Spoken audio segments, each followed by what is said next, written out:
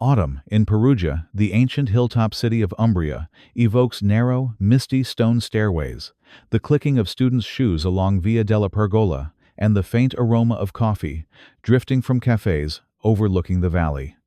Outside, life moves with the quiet rhythm of a university town.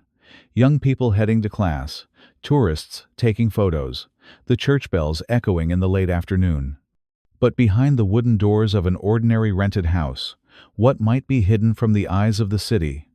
If, on a festive evening, you received a text that suddenly went silent, saw a window shattered on the brick floor, streaks of red smeared in the sink, and a bedroom door closed in eerie stillness, would you knock one more time, call for help, or step back, thinking it was none of your concern, only to wake the next morning to news that the unthinkable had happened?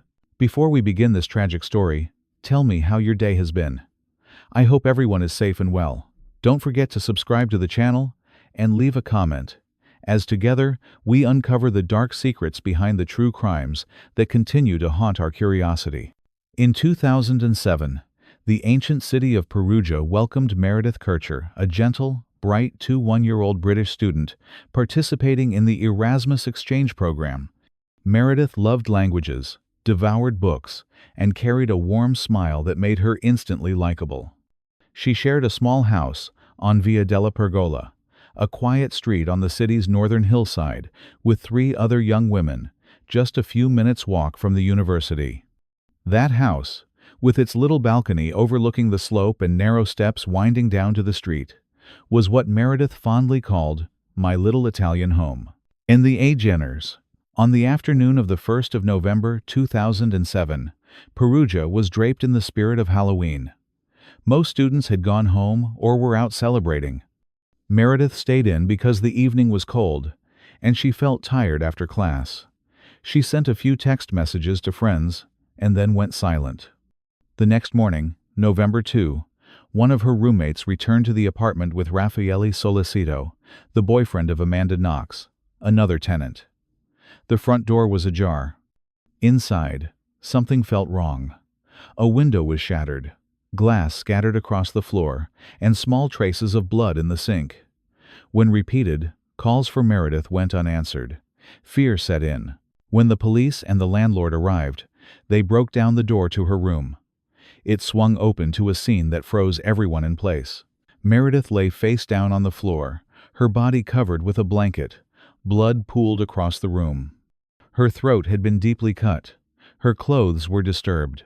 The marks of a struggle etched into the wooden floor. The metallic scent of blood, mixed with the chill of November, thickening the air. Within a single morning, Perugia, the city once known for its lectures and soft music, became the epicenter of a nightmare. Bloody footprints marked the hallway leading to the front door. Droplets of red lingered in the bathroom sink, and throughout the small house hung an unbearable silence. News spread quickly. Locals were shaken, international students horrified. Police began their investigation that very day, photographing every stain, every strand of hair, every fingerprint. No one could have known that from that moment on, the murder of Meredith Kercher would evolve into one of the most controversial mysteries of the decade. A case where every statement, every theory, and every headline would fan the flames of a media storm that swept across Europe.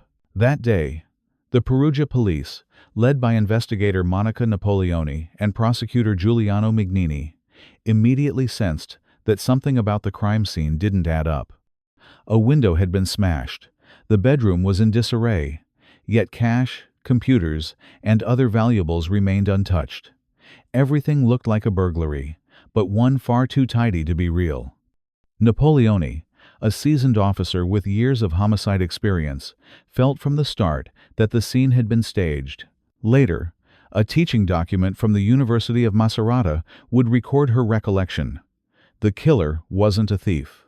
The broken window was a distraction.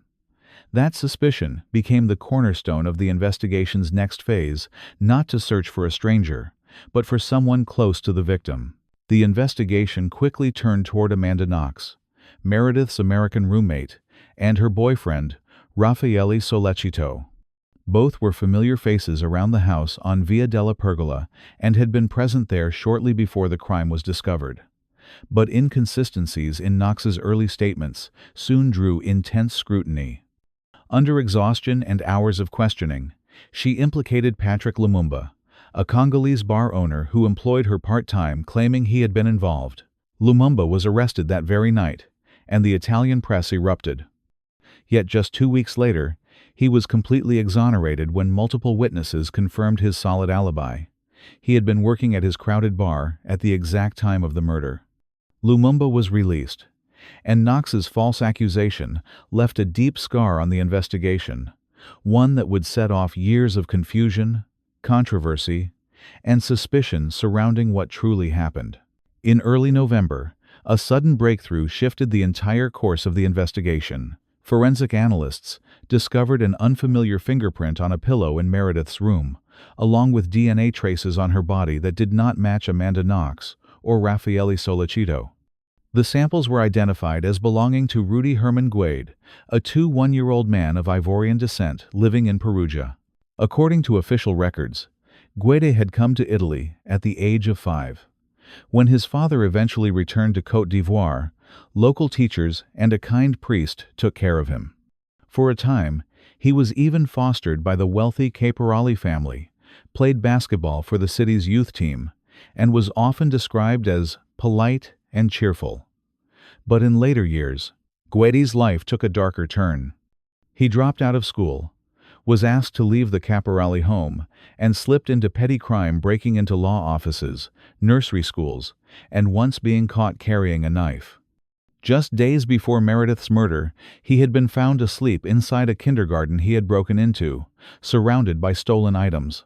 Despite this, he was released without detention. No one could have imagined that this same young man, once known only for minor thefts, would soon be at the center of a case that would shake all of Italy. When DNA results confirmed the match, Perugia police issued an international arrest warrant for Rudy Herman Guede. By then, he had fled the country. After days of pursuit, on the 20th of November 2007, German authorities located him in a bar in Mainz.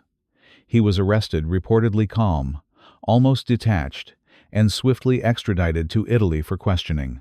At the police station, Guede admitted to being at the crime scene the night Meredith was killed, yet he firmly denied committing the murder. He claimed he and Meredith had been on friendly terms, and that she had invited him to her house on Via della Pergola that evening. According to his account, they had kissed but stopped before intercourse because they lacked a condom. Guede said he then went to the bathroom, and it was there he heard a terrified scream. When he rushed out, he allegedly saw a shadow, a strange man standing over Meredith, holding a glinting knife. The man, Guede claimed, shouted, "I've found a black man, the criminal's been caught," before fleeing. The story, cited later in a University of Macerata teaching document, sounded less like the truth and more like a desperate attempt at self-defense, riddled with inconsistencies and impossible details. Forensic evidence swiftly dismantled much of Rudy Guede's account. His bloody fingerprint was found on the pillow beneath Meredith's body, along with multiple DNA traces matching him across various samples surrounding the victim. These findings placed him in direct proximity to Meredith during the attack, far too close for someone claiming to have merely stumbled upon the scene. Moreover, his decision to flee Italy immediately after the murder, without alerting the authorities or calling for help, deepened the investigators' suspicions. To them, this was not the behavior of a frightened witness, but of a man trying to escape justice. From that moment on, Rudy Guede, once regarded as a friendly figure within Perugia's student circles, became the prime suspect, his name forever entwined with one of Italy's most haunting crimes. The murder of Meredith Kercher soon transcended the borders of Italy, evolving into a global media sensation. The tragedy of a beautiful British student, the involvement of her young American roommate Amanda Knox, and the romantic backdrop of an ancient Italian city proved irresistible to the press. Tabloids in the UK and the US flooded Perugia, tracking every twist of the investigation and turning the unfolding case into a kind of real-life courtroom drama for the public to consume. From the very beginning, some American commentators warned of the dangers this media frenzy posed. According to teaching materials from the University of Macerata, lawyer and analyst Kendall Coffey observed that the sheer volume of U.S. coverage could make an impartial trial nearly impossible.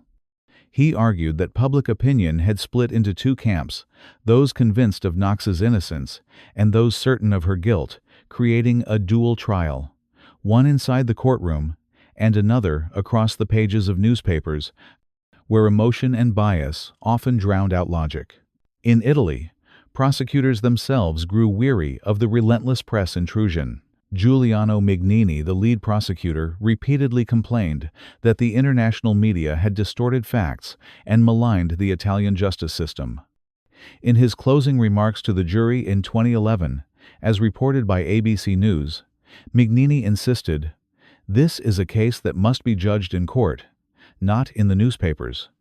He urged the jurors to remain firm, not let the media cloud their judgment, recalling the haunting memory of arriving at the scene and seeing Meredith's eyes still open, as if pleading for truth. "Any mistake in your verdict," he warned, "will be a wound that never heals for her family." His colleague, prosecutor Giancarlo Costagliola, echoed the same sentiment. Addressing the jury, he urged them to put themselves in the shoes of Meredith's parents, those who had lost a daughter known for her discipline, kindness, and ambition. "She didn't deserve to die like this," he said.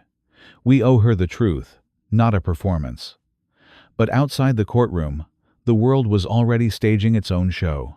Crowds of journalists filled the square.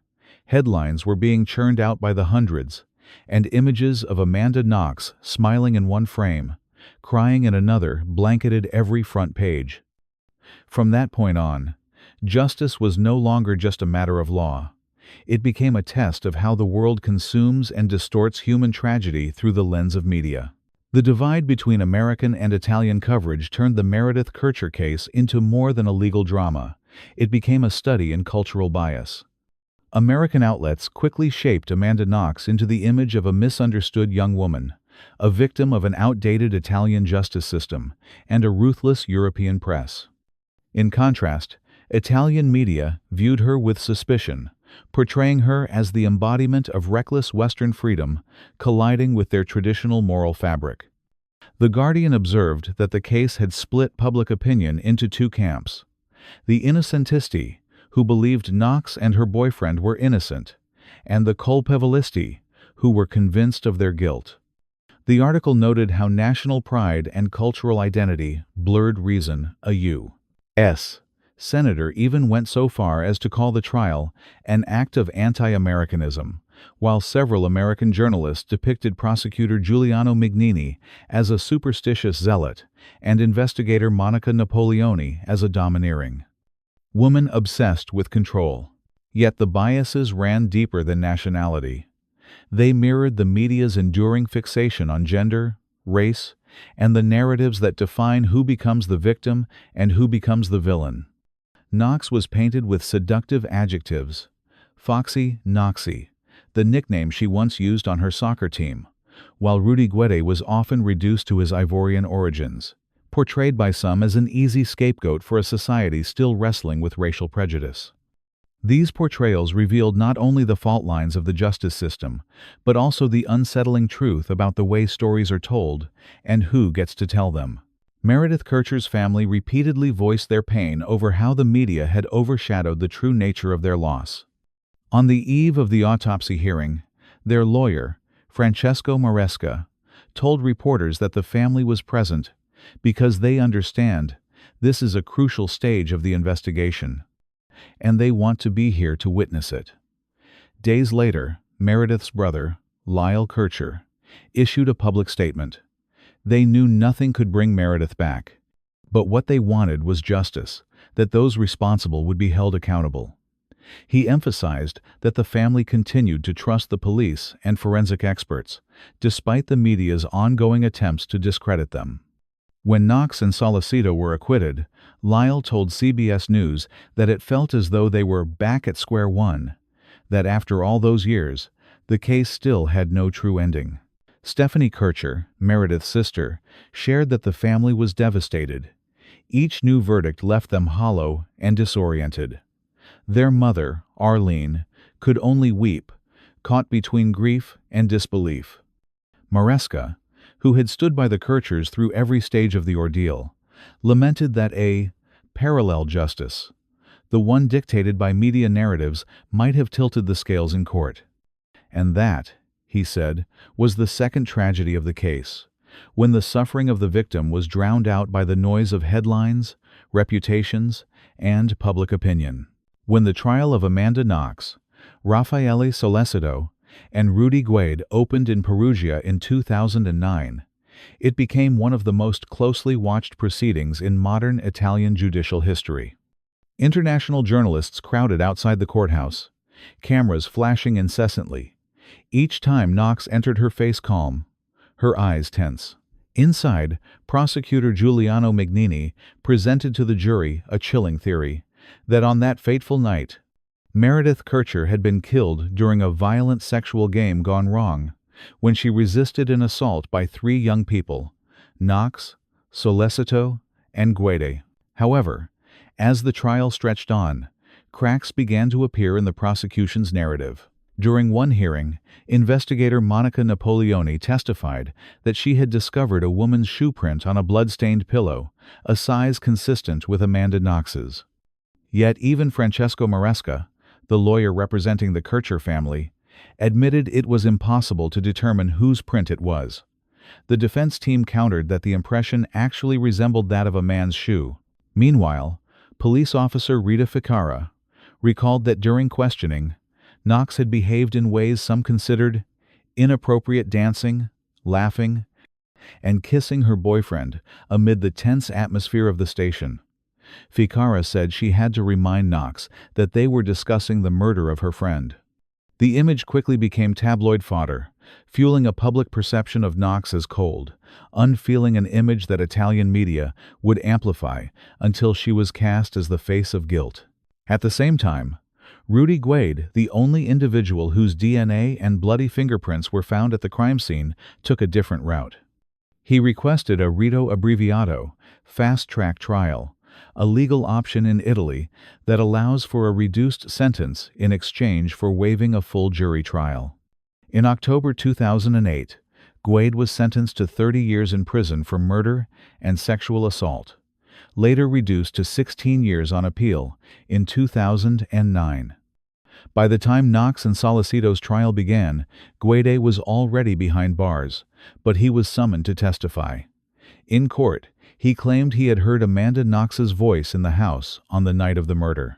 Legal experts, however, saw his statement as an attempt to deflect blame, given that every piece of physical evidence, from DNA to fingerprints, pointed squarely at him, and no one else. Despite the inconsistencies and controversy, the jury ultimately accepted prosecutor Giuliano Mignini's theory. In December 2009, Amanda Knox was sentenced to 26 years in prison, Raffaele Solicito to 25, while Guede continued serving his own term.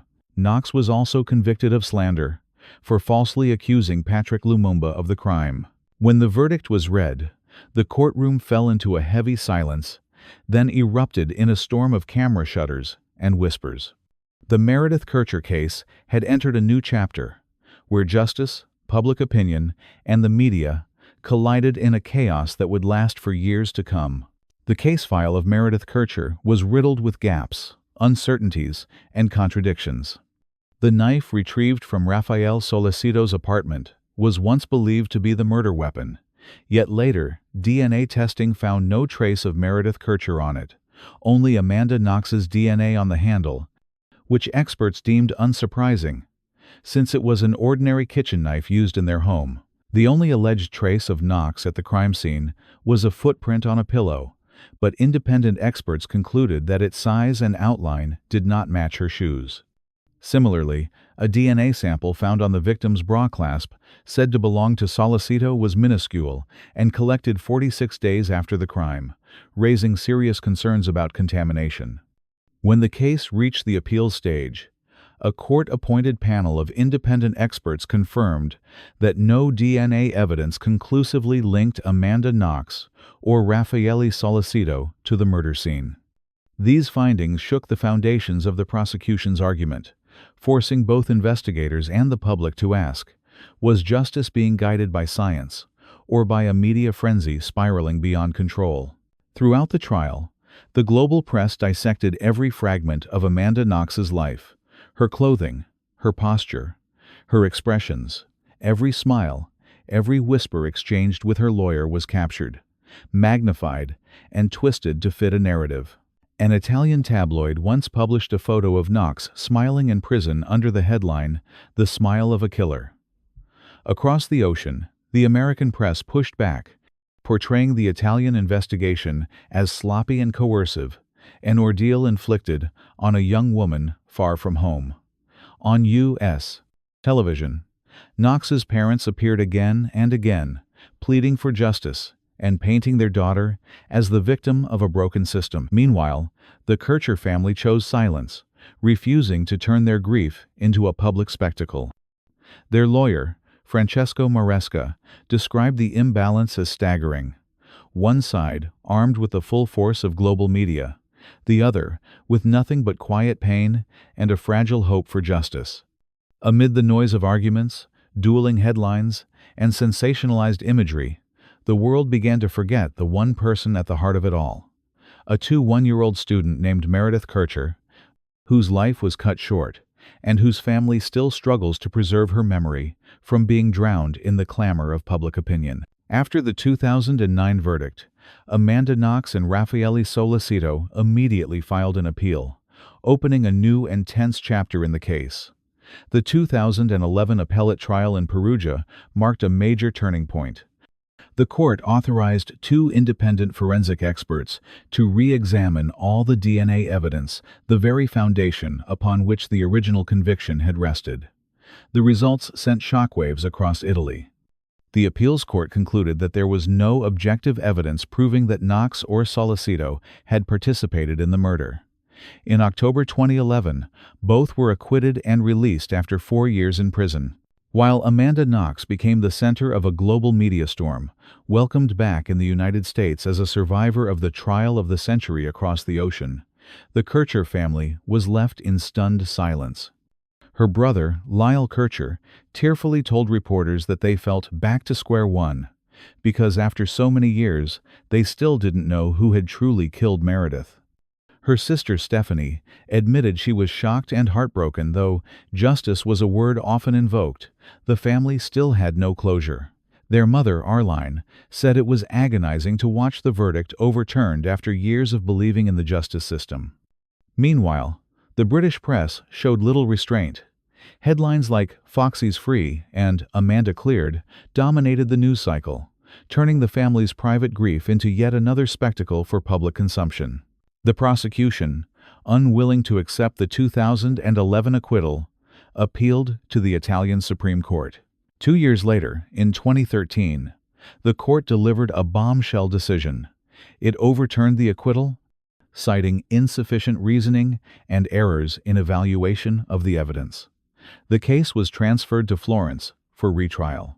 In early 2014, under a heavy, tense atmosphere, Amanda Knox and Raffaele Solicito were once again found guilty. Knox sentenced to 28.5 years, Solicito to 25. But this time, public faith had eroded. Many journalists and legal analysts described the proceedings as a desperate attempt to salvage institutional credibility rather than to pursue truth. Doubt spread rapidly, and the Florence verdict, though dramatic, carried little weight in the court of public opinion. 1 year later, in March 2015, Italy's Supreme Court issued its final and definitive ruling. The country's highest judicial authority declared Amanda Knox and Raffaele Solicito fully innocent of murder, concluding that no direct or indirect evidence existed to link them to the death of Meredith Kercher. The court upheld only Knox's conviction for slander, tied to her false accusation against Patrick Lumumba. In the decision, cited by the University of Macerata's teaching materials. The judges criticized the lower court for relying too heavily on conjecture rather than scientific evidence, noting that Knox's statements on the night of her arrest could not be deemed admissible due to intense psychological pressure during prolonged interrogation. The ruling did more than close the case. It opened a new chapter in Italian jurisprudence, where the nation's highest court openly acknowledged the fallibility of its own system. It was hailed as a triumph for the principles of fair trial and the critical role of forensic science. Yet amid the applause and controversy, one truth remained deeply unsettling. Rudy Guede was the only person to serve prison time, while the true sequence of events on the night of the 1st of November 2007 remained shrouded in mystery. After nearly a decade of legal battles, Meredith Kercher's family was left with the same haunting question they had asked since the beginning: who really killed their daughter? Unlike Amanda Knox and Raffaele Solicito, Rudy Herman Guede remained the sole figure officially tied to Meredith's death, a lingering shadow in a case dissected for nearly 2 decades. Born on the 26th of December 1986 in Abidjan, Côte d'Ivoire, Guede's life was marked by fractures from the start. He moved to Perugia with his father at the age of 5, growing up in poverty after his mother left, and his father, a construction worker, was often away. Seeing the lonely boy's potential, teachers and a local priest helped care for him and ease his integration into Italian life. Guede was bright and personable, and for a time, he seemed destined for stability when a wealthy local family, the Caporales, took him in. They introduced him to basketball, weekend outings, and a structured lifestyle that hinted at a hopeful future. But his restlessness and erratic behavior led the family to ask him to move out. From there, Guede's life began an unrelenting downward slide, drifting from place to place, falling in with street peers, surviving on odd jobs, and slipping into petty crime and small-scale marijuana dealing around Perugia. The boy, once described as polite and kind-hearted, had begun to fade into the margins until his name would resurface in headlines across the world, forever bound to one of Italy's most infamous murders. Just days before the murder of Meredith Kercher, Rudy Guede had already drawn police attention. He was caught sleeping in the bathroom of a nursery school after breaking in, carrying a stolen laptop and a large knife. Although the act was clearly serious, the court dismissed it as a minor incident and released him after taking his statement. In hindsight, that leniency would later be seen as a missed opportunity to prevent tragedy. At the time, Guede was still a familiar face on the neighborhood basketball court, socializing with friends, and it was there that he met the group of students living in the apartment beneath the one Meredith rented. After being arrested in connection with the murder, Guede opted for a fast-track trial, the Italian rito abbreviato procedure, meaning he agreed to be tried on the existing evidence without a jury in exchange for a lighter sentence. In 2008, he was convicted of murder and sexual assault and sentenced to 30 years in prison, later reduced to 16 years on appeal, when the court ruled he was an accomplice rather than the principal offender. During the subsequent trials of Amanda Knox and Raffaele Solicito, Guede appeared to testify, claiming he heard Amanda Knox's voice at the scene. But the court deemed his statement an attempt to lessen his own culpability and found it unreliable. Prison appeared to change Guede to some extent. He enrolled in a distance learning university program, earned a degree in historical sciences, participated in rehabilitation projects, and wrote handwritten letters to newspapers expressing regret for the mistakes of youth. In 2021, after serving 13 years, he was granted early release for good behavior. The decision immediately drew outrage from Meredith Kercher's family. Their lawyer, Francesco Maresca, condemned it as too light a punishment for such a brutal crime. Guede now lives in Viterbo, volunteering at a local soup kitchen and trying to reintegrate into society. He continues to insist on his innocence, claiming that the fatal night in Perugia was a terrible coincidence, a claim that, to this day, neither the public nor Meredith's family can fully believe. Yet just when it seemed the past had finally closed behind him, Rudy Guede once again returned to the headlines with new allegations that shook Italy. According to the news agency ANSA, in 2023, a 25-year-old woman, Guede's former girlfriend, accused him of assault, causing injury, and sexual violence during their time living together in Viterbo. In her complaint, she described Guede as controlling, violent, and threatening, claiming he had raped her multiple times. Given the severity of the accusations, the court swiftly issued a restraining order and ordered Guede to wear an electronic tracking bracelet to monitor his movements. By 2025, after a lengthy investigation, the court officially decided to bring Rudy Guede to trial, with the proceedings scheduled for November. According to a report by Unione Sarda, both Guede and the alleged victim are expected to attend the closed hearing, and Guede has requested to represent himself in order to state his position clearly. The announcement reignited public debate over who Rudy Guede truly is. Had he genuinely changed? Or did the violent impulses of the past still linger beneath his model prisoner facade? Some observers argued that the media's relative silence toward the new case stemmed from the absence of Amanda Knox, the name that had once captivated the world's attention for years. Others criticized Guede's early release as a grave mistake, calling it evidence of a justice system too lenient toward a man convicted in one of Italy's most notorious murders. Amid these polarized reactions, Guede continues to proclaim his innocence, not only in the recent allegations, but also in the death of Meredith Kercher, a declaration he has maintained for nearly 2 decades, though few find it entirely convincing. The Meredith Kercher case has since become a mirror, reflecting how society consumes violence and justice through screens and headlines. From the very beginning, the media cast its players like characters in a tragic play. Amanda Knox, the young American student, was branded Foxy, Knoxy, a seductive, reckless archetype, while Rudy Guede, the black immigrant from Ivory Coast, was painted as the dangerous outsider. Gender, race, and nationality quickly colored public perception. In America, many saw the Italian justice system as archaic and biased. In Italy, Knox became a symbol of Western moral decay. And when she was acquitted, tabloids splashed the phrase, "Foxy's free," across front pages, turning the murder of Meredith Kercher from a personal tragedy into a sensational headline, reopening old wounds for a family that had already lost everything. Behind that wave of emotion lay a judicial process riddled with flaws. The 2015 ruling of Italy's Supreme Court made it clear. Crucial forensic evidence had been collected and analyzed improperly, and no trace of DNA linked Amanda Knox or Raffaele Solicito to the crime scene.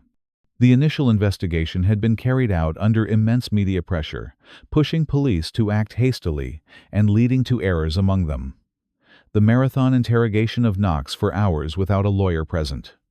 It was in that state of exhaustion and fear that she made inconsistent statements, effectively turning herself into a suspect. Many legal experts later argued that the media's intrusion had directly influenced the jury's perception during the 2009 trial. Even prosecutor Giuliano Magnini, once at the center of the media storm, eventually conceded there had been strong interference from the press, urging the jurors not to let the media cloud their judgment.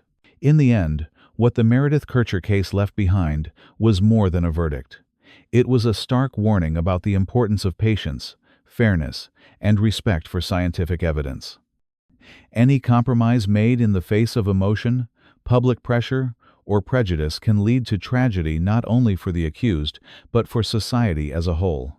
Looking back, those who followed the case, especially the middle-aged audiences who watched it unfold on television, may find a simple yet vital lesson.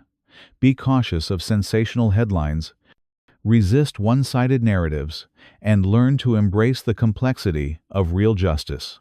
Remember Meredith Kercher as the bright, ambitious young woman who loved learning, loved Italy, and whose life was brutally taken on a cold night in Perugia. Have compassion for her family, who endured not only the agony of loss, but also the relentless exposure of their grief in public. And reflect, too, On Rudy Guade, a lost man shaped by abandonment, a life that drifted from promise to darkness, and who continues to stir debate even today. The case of Meredith Kercher, at its core, is not merely a story of crime. It is a mirror held up to the world, showing how justice can only exist when truth is pursued with patience, clarity, and compassion.